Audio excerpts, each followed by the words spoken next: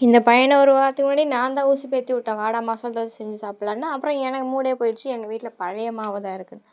சரி ஓகே, இந்த வாரம் வேண்டாம்டா, அடுத்த வாரம் பண்ணிக்கலாம்டா. எங்கள் வீட்டில் வாரம் மட்டும் தான் மாவு அரைப்பான். அடுத்த வாரம் மாவு அரைச்ச உடனே மசாலா தோசை பண்ணித்தா காலையின்னு கேட்டுச்சு. மாவு மிக்ஸ் பண்ணும்போது அந்த ஆப்ப சோடா மாவை போடல, அதுக்கு கொஞ்சம் தண்ணி ஊற்றினா கொஞ்சம் தண்ணி ஆயிடுச்சு. திருப்பியும் மாவு எடுத்து போட்டு கலக்கி ஒரு வழியாக மாவை மிக்ஸ் பண்ணி விட்டோம்.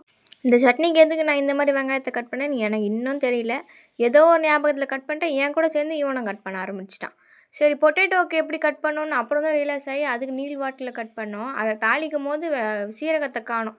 சீரகத்தை நாங்கள் லாஸ்ட்டாக தான் போட்டோம். எங்கள் அம்மா வந்து சீரகத்தை இப்போ தான் போடுவீங்களா அப்படின்னு ஒரே கற்று.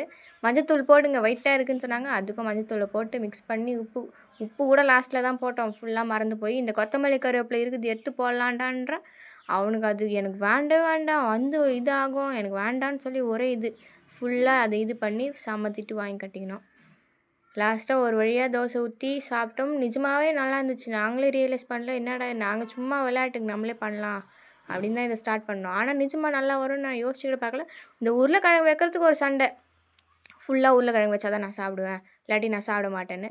2 கரண்டி உருளைக்கிழங்கு வச்சு குத்தா கூட எனக்கு பத்தலைன்னு ஒரே உருளைக்கிழங்கு போயிட்டு, அந்த உருளைக்கிழங்கு நசுக்கும் போது கூட எடுத்து வாயில் போட்டுக்கிச்சு பையன்.